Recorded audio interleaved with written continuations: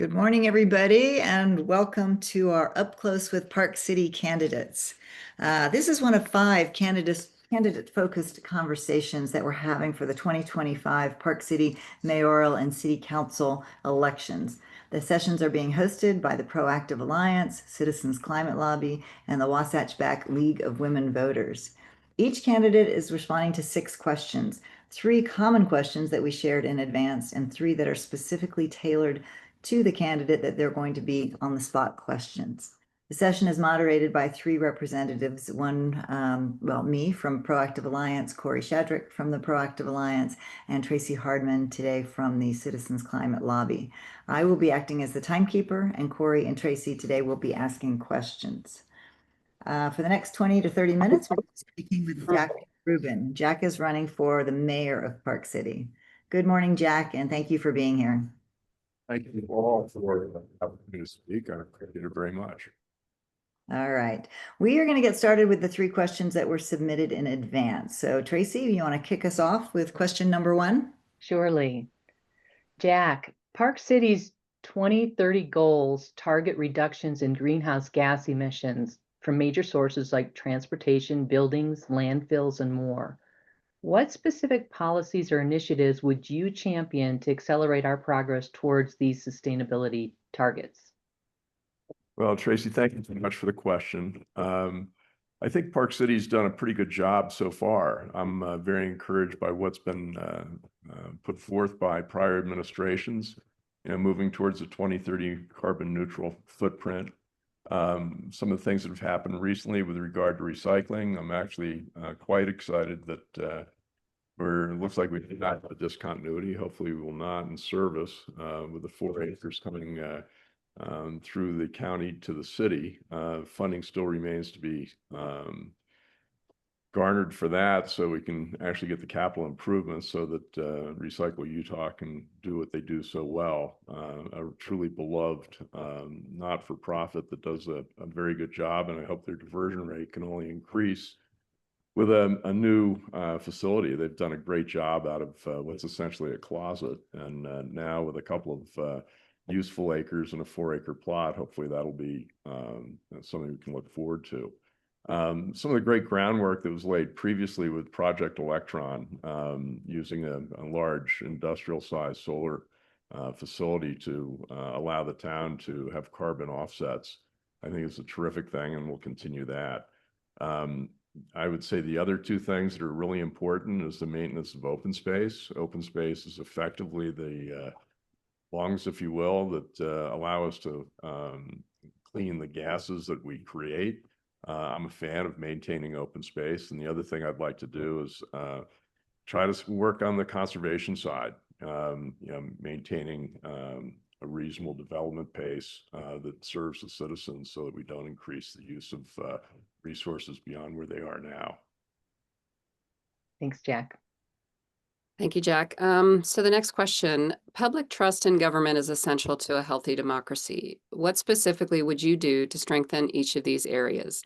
Transparency in decision-making, civic participation, and residents' confidence in city leadership. Yeah, we now have a State of the City address delivered annually. I think I'd like to try to switch that around. I think it's more important that the city hear from the citizens and the citizens hear from the city.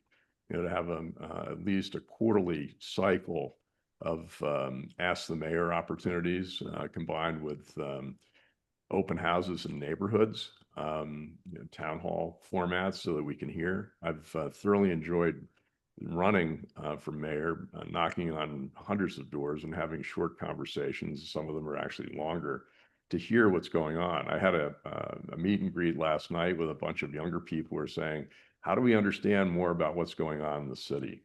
One of the things I'd like to do is to introduce a brief on Friday morning that would recap major decisions that took place at the previous evening's city council meetings, so that you don't have to sit from 5 till 10:30 at night or whenever to try to find out what happened, but to actually get a reasonably quick, actionable summary to stay informed.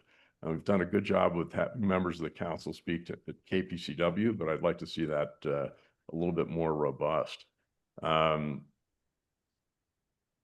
The other thing I'd like to do is to introduce a residents first development policy. We've had a number of issues that surround development and have a residential impact test so that people can understand what's going to happen when variances are given on entitlements. I think it's important that citizens understand what what the load on them may be, as well as on infrastructure and other things when variances are granted. Amazing. Thank you. Okay, Jack, next question. How do you plan to address housing affordability? And what role should short-term rental regulation play in maintaining housing stock for permanent residents? Great question. We live in a great place. We've got world-class resorts that draw people from all over the place, natural beauty. A lot of people want to live here, and that drives up housing prices. We've seen that. We've got a world-class airport 45 minutes away. Park City is an amazing place. There's just no two ways about that. Short-term rentals, is clearly an issue. One of the things that sort of ties back to the first question is environmental soundness with regard to short-term rentals. Short-term rental, by their very nature, people are not as invested in the ecology of Park City as others who live here more permanently. And I think we can use business licensing to help short-term rental owners make sure that their users of their properties are helping us achieve our goals, whether it's putting recycling in clear plastic or whatever, so that we can see what's coming out, making sure that they've got the appropriate timers and other things, so we don't have snow melt running 24 hours just because they're here on a short-term rental. The other thing I'd like to do that would directly affect the affordability is there's a pretty complex financing that's typically used for affordable housing. That is a federal program that effectively ties the city's hands from using any kind of reserving of the housing. It's got to be open to all, which is the intent.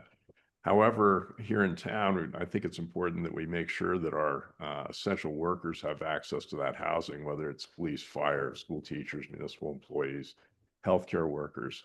We've got a budget, and I'd like to use that budget to see whether we can actually finance that type of housing without being handcuffed by the federal mandates that come with tax credit housing.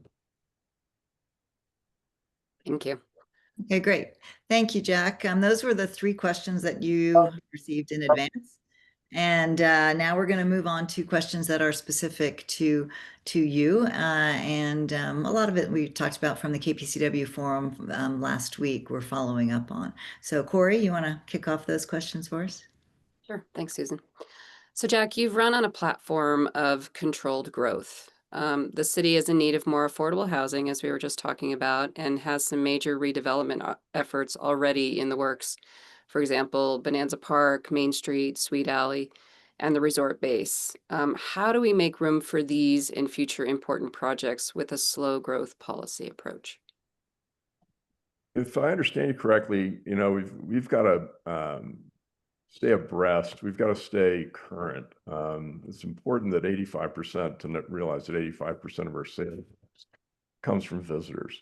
So while having a residents first policy is what I would like to see, basically raising the voice of the residents in City Hall, we also have to put out a good product. If we don't, we're going to be in trouble. How does that combine with affordable housing? I think that those two things are not in conflict. Growing the affordable housing stock is something that I'm in favor of. The one thing I'd like to move on right away is Holiday Village Parkside, which has been planned, zoned, ready to go, missing financing.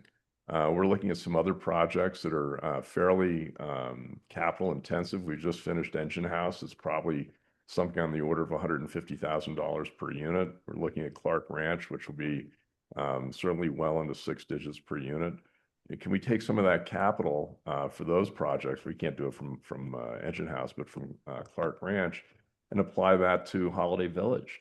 That's been waiting 3 years for financing. I'd like to see that get off the ground, replace what's there that's in need of renovation. It's a great project that won't displace anyone and will add new units. So there are opportunities to do what I would refer to as affordable housing that's well within the budget of the city. As I mentioned previously, if we can do it without using federal tax credit financing that handcuffs us with the allocation of that for set-asides for essential workers, I think that would be a home run for the town. Jack, I just have a follow-up question on that. Can you address just Bonanza Park, not necessarily the 5-acre parcel, but Bonanza Park as a whole, needs redevelopment in many areas of it. So beyond affordable housing, how do you view the vision for Bonanza Park? Bonanza Park clearly could use upgrading and renovation. As I like to say, there've never been 200 people parked in the Walgreens parking lot shopping there at the same time. That's clearly an underutilized asset. At the same time, if you go back, over a long period of time, with the exception of Deer Valley Drive, the surface infrastructure, transportation infrastructure, Park City hasn't grown that much. Sure, 224 has gone from 2 lanes to 4 lanes, but the basic street structure is pretty similar. So before we add great gobs of increased density in Bonanza Park, I think we've got to take a look at the ability for people to get around town. It wouldn't make sense to have that redeveloped if we don't have the ability to actually service it with transit parking, circulation, and other ways for us as residents to get around and through town. Okay, thank you. All right, next question. You mentioned you would use Richardson Flats for expanding housing. How would you navigate the issues of environmental contamination, current zoning restrictions, designated open space, and Larry H. Miller's ownership interest? Yeah, I don't know that I've quite said I'd use that for housing, but what I think we do need to do is have a realistic view here. There's some major parcels out there. We've got 30 acres that we've leased, 7 of which are used for the Richlands Flat Park and Ride. And that is doing great stuff for us in terms of getting access to the ski resorts. I think the town needs to engage with Larry Miller. We've got a suit currently that needs to be settled, and we need to find out how to work with them cooperatively going forward. Their land is currently zoned recreation open space for the most part, as I understand it. The question then is, we don't want to have another situation where someone's been motivated in a non-home rule state to appeal to the state legislature that does not incorporate our views. I think it's far more important that we begin some sort of dialogue now to see whether we can do something cooperatively, as opposed to have something that comes to us from Salt Lake that's not in our best interest. Not necessarily in our best interest. And how about dealing with the contaminated soils? Do you think that is a risk for the city? Well, yeah, obviously there are regulations, and I don't think the state would let anything go forward with something that's unsafe. Whether it's, I'm not a geology expert, whether it's capping, remediation, or whatever policy needs to take place, but we certainly don't want to have anyone living, working, or transiting an area that's unfortunately been contaminated. We've dealt with that in town. There are many areas of town that were formerly contaminated that have been successfully treated, and we've got people who are living very successfully in neighborhoods that required remediation.